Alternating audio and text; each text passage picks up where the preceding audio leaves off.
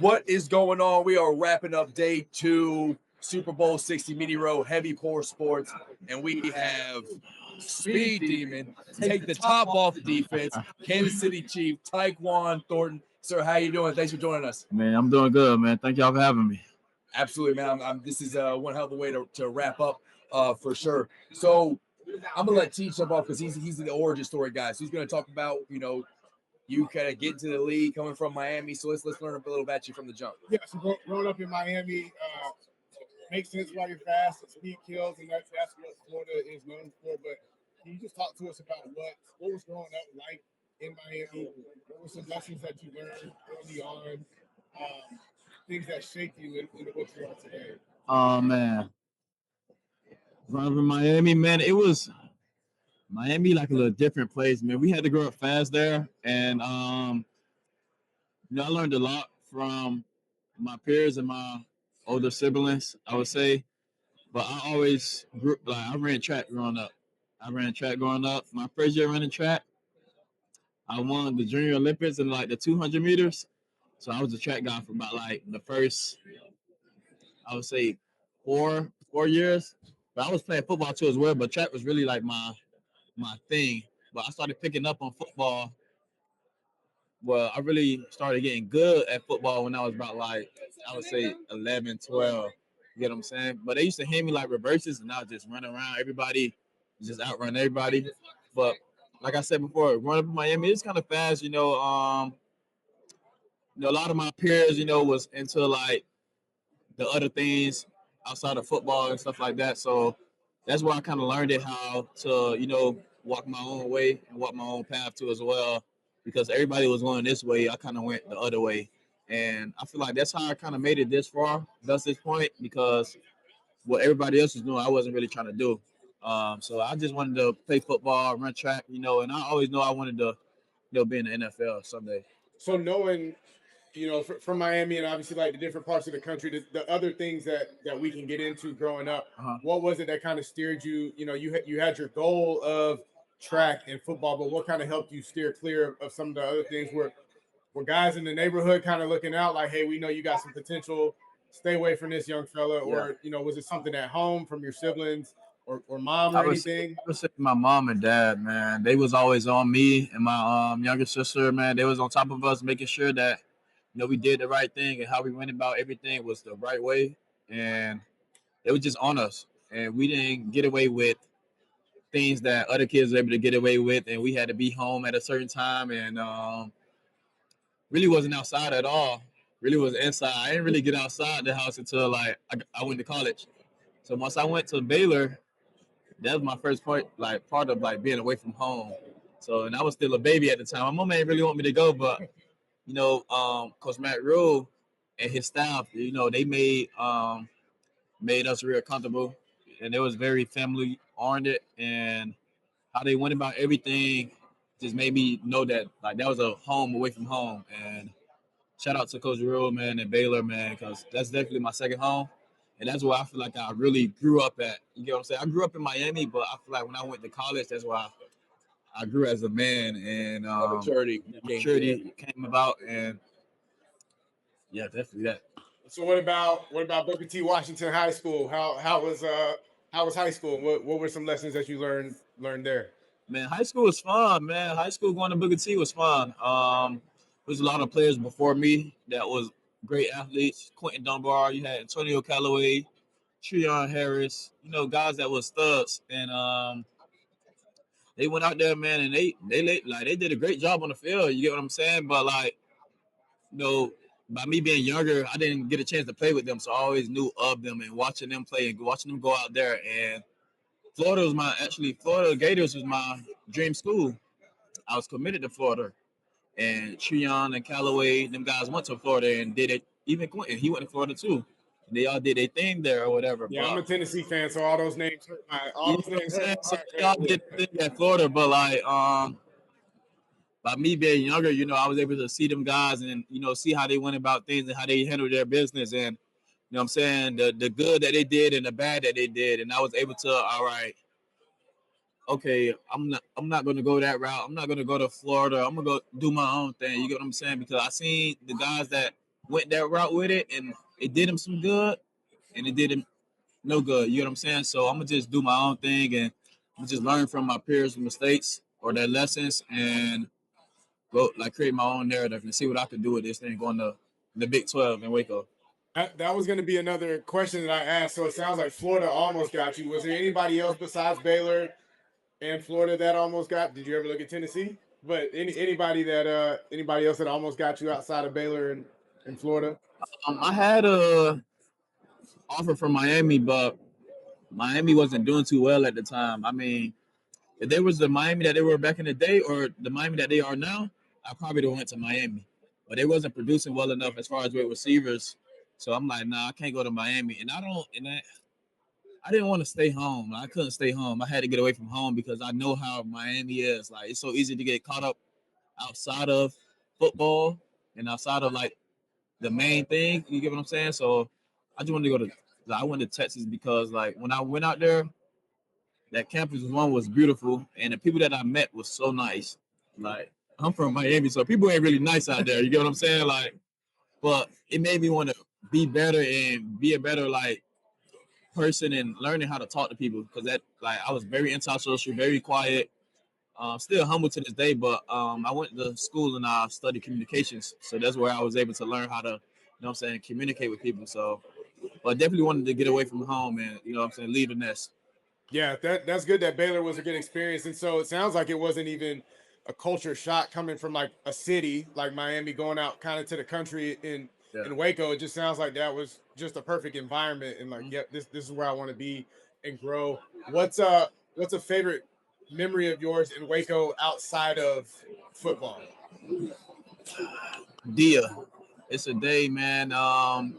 You got no class. It's like a Baylor holiday. Dear man, dear. I would say you like from the morning, everybody goes out, hang out from the morning all day, just hanging out. And that's why I met a lot of my friends, like my cool friends, even my friends that don't even play football. You know what I'm saying? I'm gonna be going to different like little frats and stuff like that, just kicking and hanging out, and everybody like just off for a whole day. Deal was like one of the best days I would say at Baylor. That day has to be on a Friday, right? Because there's no way everybody's ready to go right back to class and stuff on the next day after that. You'll know when it's Dia. Fair enough. Fair enough. Dia might turn into 2 or 3 days in the middle of the week. So you make your way into the league, right? You find your way with Kansas City right now, and Kansas City is expected to be a powerhouse, right? And they had some struggles this season, but then really, things derailed after Mahomes' injury, right? So now that he's recovering, we don't really know what the future looks like at quarterback next year. You might, but I think there's still some question marks. Travis Kelce, where do you think this team goes next season? And you being there and kind of being a part of this change, how do you help the culture and the leadership piece to get back to Kansas City, the expectations being championship level football?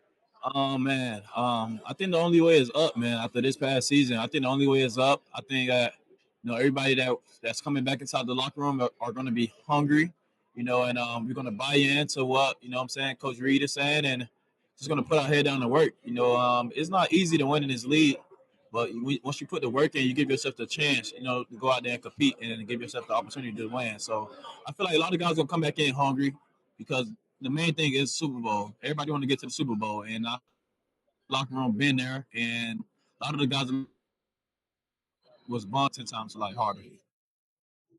Has being with, I mean, it's a very diverse wide receiver room in Kansas City, right? Mhm. You got speedsters, you got great route runners. What being in that room, has it helped you develop you yourself as like, hey, how do I become a better, well-rounded wide receiver? So maybe I solidify that wide receiver 1-2 Kansas City Chief role. I feel like being in that room, man. And I learned a lot from a guy like Juju. Juju, he's a guy, man, that knows every position, tight ends position. And he's available. He's there where he needs to be. He knows the details, like route depth, where you like the quarterback reads. You feel me? When the ball comes his way, he make a play. You know what I'm saying? He's running with the ball. So I feel like that's something that I took away from him is just, just knowing everything. You know what I'm saying? Knowing every position. knowing the reads, you know what I'm saying, and just being where your feet are and being where you need to be. Because like I said before to another guy, everyone is alive in this play. Like with Pat, like he can stand a lot of plays with his legs. So, and also it'd be like you may think you're not a read, but he may give you a peek on the route that you think you're just clearing out, and next you know the ball is in the air. So I would just say, man, just taking a little bit from Juju of how he's always prepared, you know what I'm saying, and ready to go whenever. And you know, in our system, man, it's a great system, and the plays that we run, it fits like who I am. You get what I'm saying? And that's like speed and being savvy enough to, you know, separate, you know what I'm saying, and make plays down the field or like across the field. So that's about it. Yeah. So you talked about the system, and you talked about Patrick Mahomes. It's got to be a pretty cool experience to have someone like him, instant Hall of Famer. You know, will probably go down as one of the greatest of all time, Yes. throwing you the football. But I don't think what gets talked about enough. Maybe it does, but the football mind of Andy Reid, right? Like you've all had some OC turnover, right? You've had receivers come in, you know, running backs, O-line has changed. Like you haven't had a you know, since you've been out of the Super Bowl, the continuity in the locker room has kind of ebbed and flowed, right? But one thing that's been constant is Andy Reid, right? And his growth on Patrick Mahomes. And you know, you can talk about him, you know, as a student mentor of the game and also his leadership in the locker room, because I don't think people highlight this, like how special he is as a coach now. I feel like, man, he's just seen a lot of football, man. Just walking through the building, and you know what I'm saying, you could see a guy like, he probably could see a guy like just run one route, or you know what I'm saying, just after one practice know like, all right, bet. Just a comparison I know, because I don't see so many players like him, and I can know exactly how I could use him. I can tell by the way he catches the ball. I can tell by the way he tracks the ball, or how he, you know what I'm saying, has his hands down or up outside of his break. You know what I'm saying? He's seeing so much football. He can just give you a little gems that could take your game to another level. And I remember like just being in the walkthrough, and we going over plays and stuff like that, and we was done with the script, and like he literally sat there and drew up another play like real quick, and like, hey, let me see what this looked like. You get what I'm saying? And it's like a fire play. So I feel like, man, he just seen so much football that like on the offensive side, man, he just knows like what it looks like and what it takes to go out there and like put successful plays together. And we have a quarterback like Pat, he can make every throw. So like, why not try this trick play, or why not try these concept that you will never see somebody run? So yeah, that's what I was gonna. My last question was gonna be, as strict and regimented and like how serious the game is for football. For if you want to be successful, right? I mean, it's all ball all the time. But then Andy Reid finds a way to do like the ring around rosy plays, and like he seems like a true like players coach, where he can y'all drop something in the sand and he'll school you on football things. Hey, if it works, it works. Let's just do it, right? I don't think a lot of coaches, you know, got the cojones to let that happen. So, you know, where do you think that comes from? Is he just like a kid at heart, or is it because he trusted in Pat Mahomes and the weapons he has, or is that just into him as like, hey, he just wants to have fun? Man, because at the end of the day, man, this is a kid's game that we've been playing all our lives. So even though we are grown men at this point playing the game, we still fell in love with this game when we was kids, when we was little boys. So you know, he always say, man, before the game is just let your personality show. Go out there and just be yourself, be free. You know, the game gonna be the game. You already done put the work in. You done did the hard part. On Sundays, man, let's just go out there and be free and like see where it takes us. You know what I'm saying? Don't go out there tight, clenched, like let your personality show. And I feel like that's when you play the best. When you're not worried about, you know what I'm saying, if you're gonna, I mean, obviously you're trying to win the game, but you're not worried about like not making a play or anything else like that. So, I mean, that's what he always encouraged us to do, is just show our personality. Yeah, absolutely. You got any? Yeah, so Randall talked about different types of receivers in the room. I was asking you about racing earlier. Have you and Xavier Worthy raced yet? No, we ain't raced yet. I already done called him out. Okay. I'm not gonna call him out again. That's my boy, you know. I'm gonna call him out again, but Hollywood, you know what I'm saying?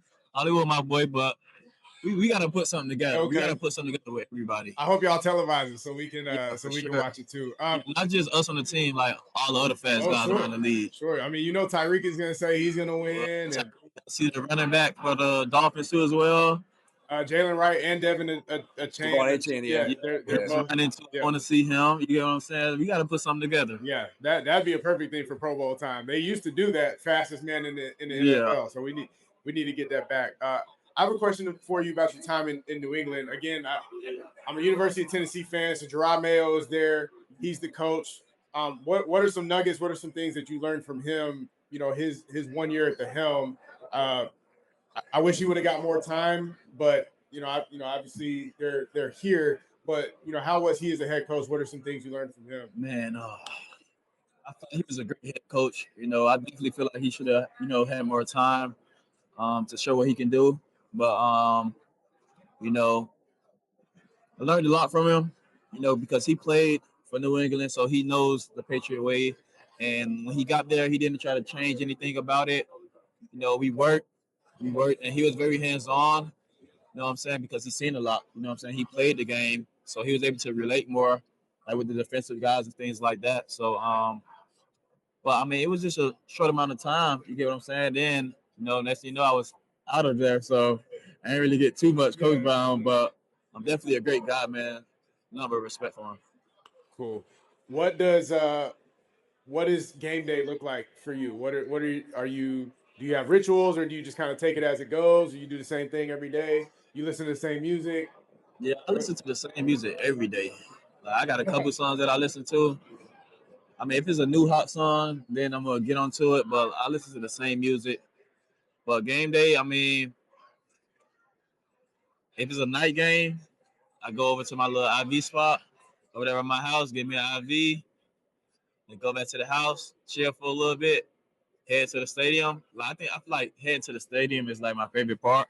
So me driving to Arrowhead, you got all the fans right there. They know your cars and stuff like that.